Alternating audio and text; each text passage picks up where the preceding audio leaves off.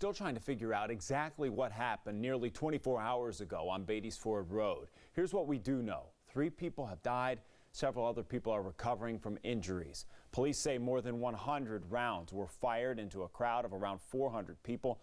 That happened around 12:30 a.m. It was near Catherine Simmons Avenue.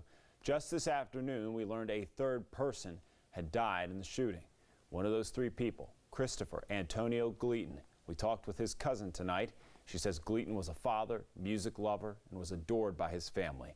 His cousin tells us he was out having a good time until the shooting happened. I hate that he lost his life to the senseless.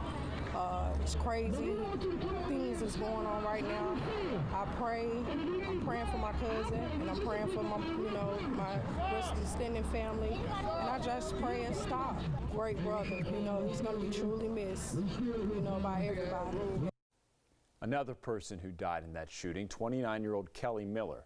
Her friends told us she was a beloved sister, daughter, and niece.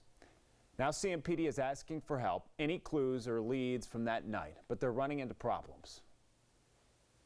It's unfortunate, out of the hundreds of people that were there, I'm talking about a single witness that's come forward. They're asking if you know anything, saw anything, heard anything at all, that you call Crime Stoppers. The number right there is on your screen, 704-334-1600. You can stay anonymous when you call in. You don't have to leave your name or phone number. If your tip leads to an arrest, you could end up getting a cash reward.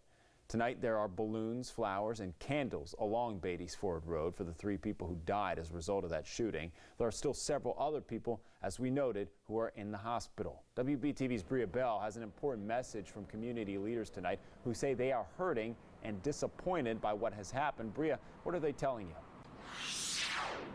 Alex, these leaders say they're hurting because this should not have happened, and they say they're disappointed because they know the bad reputation that Beatties Ford Road has when it comes to crime on this part of town. You got 3 families that are grieving today. 3 families. When it comes to solving this case, police say they still don't have any tips from witnesses, while some people who live close to Beatties Ford Road, where the shooting happened, are now begging for the person or people responsible to stop hiding. We demand whoever this person is or persons to turn themselves in. There was a Juneteenth block party going on at the time of the shooting. It wasn't hosted by an official group or organization. It was just the community coming together to celebrate Black culture and freedom. On the tail end of such a jovial time that we had here on Beatties Ford, your heart aches. During a time where the holiday created more spaces to talk about social injustice and the continued fight for equality, leaders in the community say this shooting should not take away from that message. If anything, it should highlight how crime needs to disappear in communities too. What I understand is that if we didn't have crime in community, folks would still have an issue with dealing with structural and institutional racism.